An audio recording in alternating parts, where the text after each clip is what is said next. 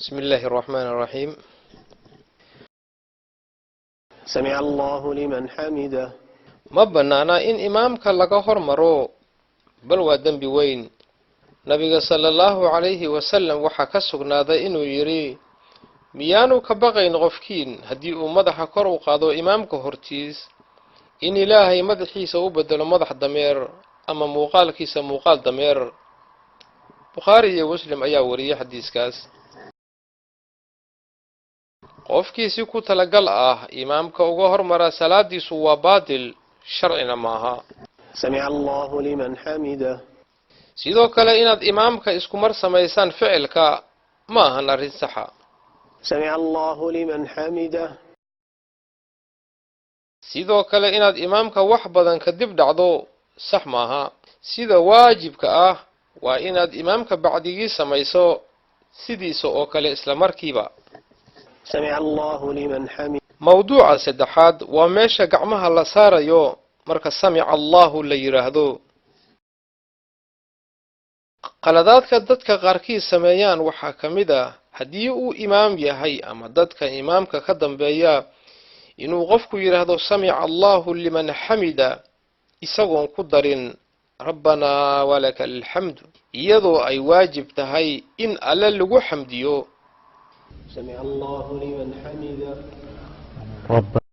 intaa kadib walakal shukru in lagu daro ma habboona sharcina maaha sidii nabiga sallallahu alayhi wasallam laga soo wariyay.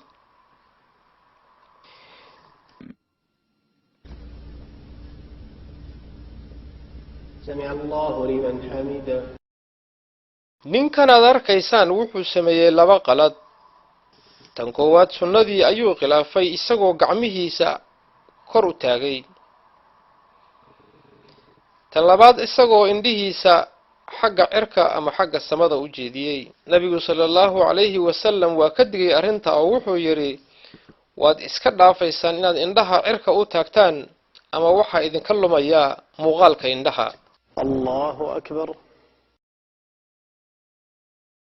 rukuucda noocan ama sidaan ah waxay khilaafsan tahay sidii nabiga sallallahu alayhi wasallam laga soo wariyay. rukuucduna sax ma aha ilaa aad gacmaha saarto labada jilib. rukuucda sidaan oo kale ah iyadana waa ay khilaafsan tahay sunnadii nabiga sallallahu alayhi wasallam. sidan aad arkaysaan ayaa saxiix ah in dhabarka qofka tukanaya uu sinaado. nabiga sallallahu alayhi wasallam waxa uu yiri hamaansigu ama halaaqadu waa wax shaydaan ka yimaada marka qofkii arrintaasi qabato salaada dhexdeeda ha isku celiyo intii uu karo.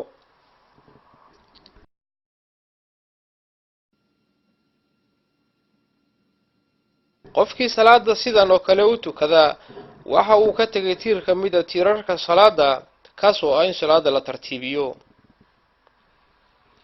sida la og yahay qofkii tiir ka mid ah ka taga tiirarka salaada salaadiisu ansax maahan. nabiga sallallahu alayhi wasallam waxa uu ku yiri ninkii salaada sida xun u tukaday sida kan hortiina ka muuqda ku laabo salaada oo tuko mar kale. markii uu baahday in sida saxda ah loo sheegana waxa lagu yiri hadii aad salaada u istaagto dheh الله أكبر.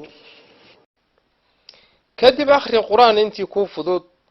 الحمد لله رب العالمين الرحمن. kadibna rukuuc adiga oo tartiibinaya. kadibna rukuucda ka soo istaag oo xogaa yar taagnaaw. سمع الله لمن حمده. kadibna sujuud oo tartiibi. الله أكبر. kadibna fariiso oo tartiibso. الله أكبر. sidaa samee salaada dhammaanteed ayaa lagu yiri. Bukhari ayaa xadiiska wariyay. الله أكبر. sujuudda sidaan ah ayaa ah midda saxda ah sida nabiga sallallahu alayhi wasallam ka sugnaatay. markaad fariisanaysid inaad jilbaha ka hormariso gacmaha. waxyaalaha khaladka ah waxaa ka mid ah inaad sanka kaliya dhulka dhigto adigoon wajiga dhigin wana ficil sunnada khilaafsan.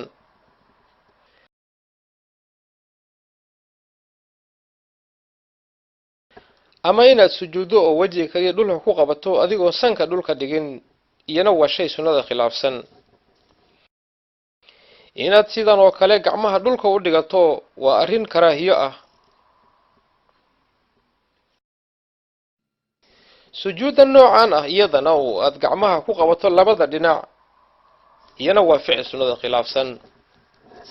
lugahaaga oo kor u qaado markaad sujuudsan tahay tan waa shay salaada kaa buriya haddii aad sujuudda sii wado. sidaasoo kale lugaha oo aad iskor saarto waa ficil sunnada khilaafsan. sidoo kale inaad faraha foodooda kaliya dhulka ku qabato waa shay aan sunnada waafaqsanayn. sidoo kale inaad faraha foodooda kaliya dhulka ku qabato waa shay sunnada khilaafsan ama aad farahaaga laabto. sujuudda saxda ah waa inaad dhulka dhigto 7 xubnood: wejiga iyo sanka, labada gacmood, labada jilib iyo faraha lugaha qaybtooda hore waa in labadaada gacmood ay ka durugsan yihiin labadaada dhinac. calooshaada iyo jilbuhu waa inay kala durugsan yihiin. lugaha qaybtooda hore iyo cajiradu waa inay kala durugsan yihiin. labadaada gacmood waa inay dhulka kor uga kacsan yihiin. habkan ayaa nabiga sallallahu calayhi wasallam laga soo wariyey inaad faraha u laabto midda suulka ku xigtana aad taagto. sidanna waa nooca labaad ee saxda ah. farta dhexe iyo suulka inaad ku qabato oo wareeg ka dhigto, farta horena aad taagto. labada noocba waa laba nooc oo saxiix ah. markii ashahaadka la gaaro ilaa dhammaadka Allahu akbar. qaybta afraad waa inta mar oo gacmaha kor loo qaadayo. marar badan ayaa gacmaha kor loo qaadayaa waxayna kala yihiin: 1 marka ugu horeysa oo salaada xiranayso. Allahu akbar. 2 marka la rukuucayo. Allahu akbar. 3 marka rukuucda laga soo kaco. Sami'a Allahu liman hamidah.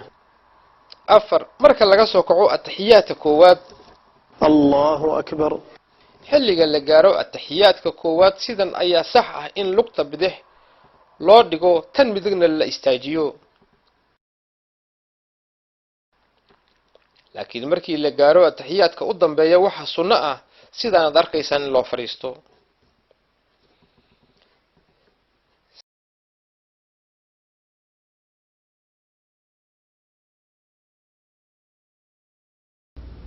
السلام عليكم ورحمة الله. السلام عليكم ورحمة الله. sidan oo kale waa qalad weyn sababtoo ah ma aadan raacin imaamka. waxaa waajib ah inaad sugto ilaa imaamku salaada ka dhameeyo, yacni labada salaamood midig iyo bidix. السلام عليكم ورحمة الله. السلام عليكم ورحمة الله. rasuulku sallallahu calayhi wasallam markii uu salaada dhammaynayo waxa uu u jeesan jiray midig iyo bidix. laakiin sidan oo kale in madaxa la ruuxo ama labada gacmood la dhaqaajiyo nabiga sallallahu calayhi wasallam lagama soo warin sharcina maahan.